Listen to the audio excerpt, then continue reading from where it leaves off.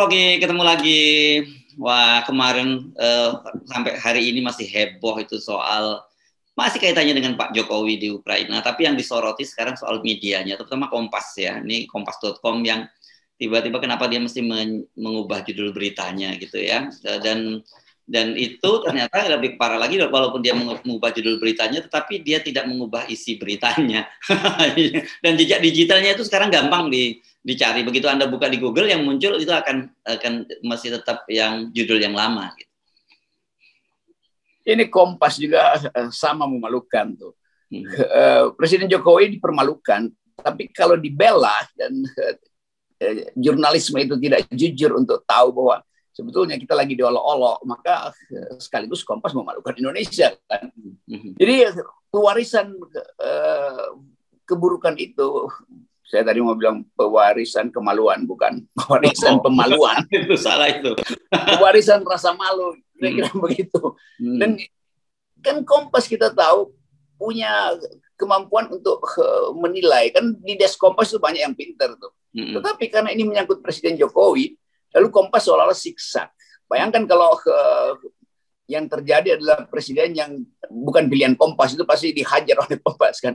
Kan Jokowi dipilih oleh Kompas juga tuh, diasuh sebetulnya dan jadi media darling dari Kompas sebagai media mainstream. Nah, pikiran-pikiran semacam ini yang mestinya dievaluasi secara ketat oleh redaksi itu. Udah bocor, ngapain ditutup-tutup itu, semakin ditutupi orang merasa kok ada kejahatan ya yang sedang disembunyikan oleh Kompas kan. Nah, itu pentingnya kita belajar yang disebut jurnalisme Kompas dari zaman Orde Baru selalu siksa. Bahkan Kompas selalu mengintip dulu headline media yang lain tuh. Dulu kita tahu Kompas itu pasti nunggu headline Tempo. Kalau Tempo aman baru dia turunin berita tuh. Kalau enggak maka dia akan siksa tuh. Saya tahu matematik redaksional Kompas tuh. Biasanya kalau headline ini zaman Orde Baru, kalau Kompas itu tiba-tiba soal kritis pada Presiden Soeharto di halaman depan, pasti di halaman keempat yang itu tajuk rencana itu Soeharto akan dipuji-puji itu. Demikian sebaliknya, kalau dia puji-puji di depan, nanti di tajuk rencana dia kasih seolah-olah evaluasi kritis dengan bahasa yang kontemplatif. Padahal sebetulnya itu cara untuk menyembunyikan berita. Cara untuk memuji dengan kemunafikan, cara untuk mengkritik dengan ketidakpercayaan diri. Jadi itu yang disebut sebagai jurnalisme. Ya sebut saja. Dulu saya sudah sebut ini Kompas ini mediocre betul tuh di dalam pemberitaan. Jadi jurnalisme cari aman sebetulnya. Lalu di mana jurnalismenya? Ismenya di mana? Sebagai koran besar dan punya reputasi sejarah dan reputasi bisnis yang sudah menggurita. Itu soalnya. Ya, oke. Kalau masa Orde Baru, meskipun kita tetap tidak bisa terima, tapi kita bisa pahami ya, karena begitu pengalaman Kompas ya, ketika media-media sempat dibedel juga pada waktu itu, dan kemudian begitu kuatnya kontrol dari Orde Baru. Oke lah, meskipun sekali lagi kita tidak bisa terima, tapi tetap bisa pahami. Tapi kalau era sekarang kan era yang bebas seperti sekarang kan harusnya nggak perlu terjadi lagi. Itu konyolnya, memang berita dari setiap sudut kota kita lihat. Bahkan tukang bakso mengerti apa yang terjadi di Ukraina kok. Dan itu menunjukkan tukang bakso ini atau abang-abang bakso ini paham tentang isu. Karena sebagian mereka memang terpelajar tuh. Jadi Kompas mestinya belajar dari cara masyarakat Indonesia menilai situasi berdasarkan akses pada situs-situs internasional tuh. Nah, sekarang Kompas berupaya menutupi hal yang publik tahu bahwa itu memang bohong. Walaupun dianggap ya keselulidas, tapi memang itu bohong. Dibantah oleh dua pihak kok bagaimana? Ya. Oke, dari sini kan kita kemudian belajar ya bagaimana dalam situasi sekarang pentingnya media. Mengerikan karena dalam situasi Indonesia ketika civil society lemah, oposisi lemah dan sebagainya, kan sebenarnya orang pasti berpaling kepada media gitu ya sebagai sebuah institusi yang disebut sebagai fourth estate gitu ya, pilar keempat. Nah, kalau media-media yang tadinya besar gitu, meskipun sekarang saya kira mungkin kita ragukan kebesarannya karena setelah era disrupsi sekarang banyak media sosial yang mengambil peran itu. Ini kan sangat berbahaya semacam itu, dan risikonya yang paling tinggi menurut saya dia akan ditinggalkan banyak orang gitu, bahkan termasuk orang-orang yang tadinya memang menjadi pelanggan setia Kompas. Iya, nanti dia rubah juga dia. Oh ya, kami bukan Kompas, kami Kempes gitu. Jadi kita jengkel bahwa ya saya berteman baik dengan banyak jurnalis di situ, semuanya saya kenal di situ. Tapi ini bukan soal pertemanan, ini soal kejujuran. Dan di dalam demokrasi kita minta supaya para jurnalis ini betul-betul mengawal proses pembusukan, mencegah proses pembusukan demokrasi kan. Decaying demokrasi itu udah terjadi di depan mata tuh. Demokrasi dies, semua orang bicara tentang itu. Sekarang Kompas justru mempercepat pembusukan itu kan. Karena orang kehilangan trust terhadap institusi yang seharusnya tadi menjaga akal sehat publik tuh. Sebagai pilar keempat yang harusnya tumbuh lebih kuat kalau tiga pilarnya itu lumpuh. Jadi hal ini yang mau disayangkan juga kita udah tahu gejala ini pasti terjadi tuh. Tetapi karena Kompas ragu-ragu seolah-olah menyembunyikan sesuatu, maka buzzer merasa ya memang Pak Jokowi sebetulnya ada sesuatu yang dititipkan tuh.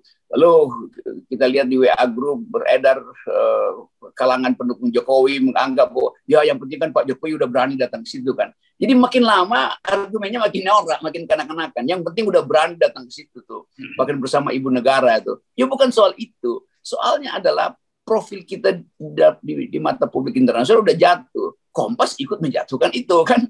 Kan itu muter-muter kan itu aja tuh. Jadi sekali lagi kejujuran dan ketegaran sebuah media itu justru diuji ketika kepala negaranya ada di dalam bahaya tuh. Nah, kalau sekarang akan dianggap bahwa Kompas adalah pendukung Presiden Jokowi termasuk pendukung kebohongan.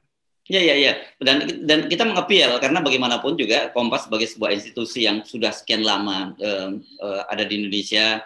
Dan banyak saya kira di antara kita yang terutama generasi lama ya, generasi baby boomer itu tumbuh bersama dengan Kompas. Kan ini tentu saja kita berharap ketika terjadi perubahan, Kompas juga mengikuti perubahan-perubahan semacam itu, bukan malah kemudian mencoba mempertahankan status quo kan. Ya, saya membaca Kompas kalau ada tulisannya Azumadi Astra dan Bivitri Susanti itu. Karena di situ ada semacam pedoman moral tuh. Jadi ngapain Kompas taruh tulisan Azumadi Asra di depan dan Bivitri Susanti ganti-gantian di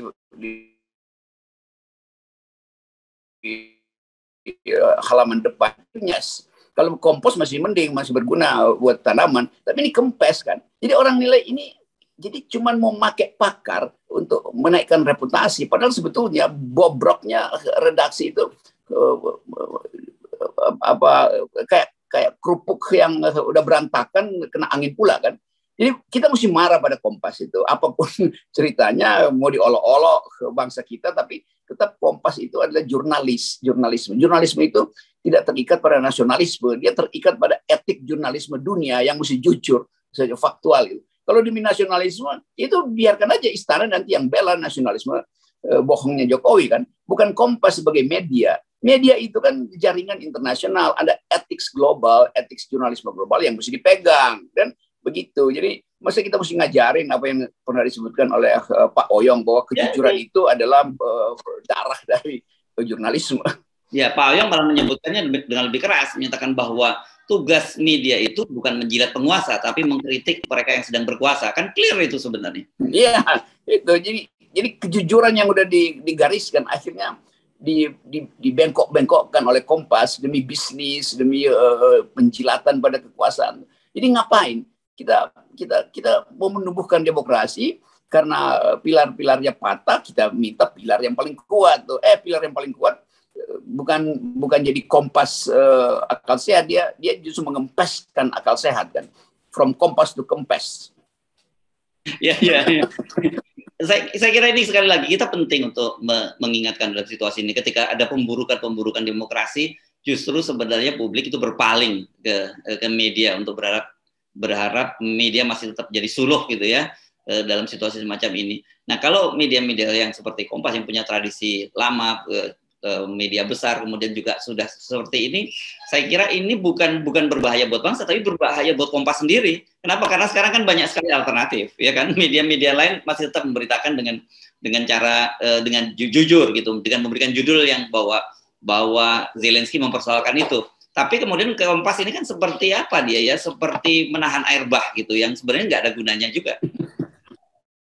Itu ajaib kan, kita bisa bayangkan di ruang redaksi si bagian putih luar negeri tahu, dia udah baca semua berita dari kantor berita Rusia, kantor berita Ukraina, dan yang disebut sebagai op-ed, opini yang ditulis dengan tajam oleh para pengamat internasional, mestinya itu redaksi memutuskan, oke, kita kasih kritik pada Presiden Jokowi. Kan lebih lega tuh kalau Kompas sebagai pendukung Presiden Jokowi kasih kritik dengan bahasa yang ditulis mengikuti tata bahasa Yaakob Utama yang sebetulnya nggak ada kesimpulan, selalu menulis tanpa kesimpulan gitu kan. Yang ada soal, tetapi poinnya tetap mesti kasih wajah kritis. Itu dulu tuh. Kalau ini langsung berupaya untuk proteksi, wajah untuk menyelamatkan orang yang memang berbahaya di dalam situasi dunia. Jokowi membahayakan Indonesia, karena Indonesia turun terus grade-nya di politik internasional kan. Kan bagian itu mesti dibayangkan di dalam rapat redaksi Kompas. Tapi saya mungkin menganggap bahwa memang nggak ada forum itu. Karena udah terjadi, maka kesalahan ditutupi seolah-olah itu bukan kesalahan tuh. Dengan mengendurkan headline, lalu mundur diam-diam, pura-pura. Itu kan ketahuan kan. Udah bikin salah, terus diam-diam mundur, cuci muka, lalu tutup pakai bahasa-bahasa yang bukan sekedar bahasanya, tapi mental redaksinya ini yang dipertanyakan justru. Ya, dan saya kira selama ini kan kalau kita kemudian memberikan catatan kritis kepada Kompas, nggak ada urusannya itu soal persaingan, nggak ada urusannya kita kebencian pada Kompas. Tapi kita ingin bahwa media, insan media itu artinya mesti dalam barisan yang sama, yang selama ini menjaga independensinya dan selalu harus menjadi semacam media kontrol atau anjing penjaga ya, disebutnya kan selalu begitu ya, watchdog dari demokrasi. Itu kan yang paling penting peran dari media. Ya. Ya, dan kita tahu bahwa selama Presiden Jokowi memimpinnya sesekali Kompas soal kritis dengan statistik, tetapi redaksional polisinya adalah membela. Itu bahayanya kan. Jadi ini memang koran istana. Ya ada macam-macam beberapa teman yang masih kritis, tapi terpaksa mesti ya rap dikit ya, rock. Kira-kira begitu kan. Gampang deh nanti kita ulas nanti di dalam satu talk show. Tapi bukan itu poinnya. Poinnya Presiden Jokowi itu harusnya diasuh secara setara dengan warga negara tuh. Bukan Presiden Jokowi dilindungi dan warga negara dilecehkan. Kan Kompas itu melecehkan warga negara kan. Namanya Kompas, they are insulting our intelligence gitu kan. Mereka menghina akal sehat kita karena kita mampu untuk mendeteksi potensi buruk itu dengan kalimat-kalimat yang terselubung pada Kompas. Jadi Kompas menciptakan grammar-grammar yang resultantenya nol. Di sana benar, di sini salah. Di sini salah, di sana benar. Akibatnya nggak ada yang benar, nggak ada yang salah bagi Kompas itu. Jadi demi kepentingan apa? Demi kepentingan survive. Dan survive itu terbaca justru sebagai penjilatan. Kan itu bahayanya. Ya. Jadi kita akan, mestinya kita ingat Kompas sebagai betul watchdog, anjing penjaga. Bukan anjing penjilat itu. Ya. Dan saya kira teman-teman Kompas pasti mengikuti perbincangan-perbincangan di WhatsApp grup yang sangat ramai sekali mempersoalkan yang mengubah judulnya. Dan sekali lagi jejak digital itu susah sekali di sini dihapuskan. Anda boleh, jadi seperti apa ya, ini udah seperti fingerprint gitu yang orang semua bisa menemukan dengan mudah. Ya. Jadi ini ya menutupi, bukan menegakkan benang pasar ya, menutupi jejak yang pasti akan ditemukan juga akhirnya. Ya, benang basahnya bahkan udah membusuk karena terlalu lama direndam tuh. Dan itu sebetulnya. Dan kalau kita balik pada slogan Kompas, dulu dia sebut mata kata hati. Ya, mata hati kata hati. Amanat penderitaan semua itu. Konsep bagus yang pernah dibayangkan oleh Pak Oyong dan Pak Yaakob Utama di awal-awal itu hilang. Dan ajaib memang Kompas di era keterbukaan justru dia mengalami ketertutupan pikiran kan. Aco tuh. Oke, Bung Rocky, dan selalu saja formulanya bahwa jawabannya untuk itu adalah 0%.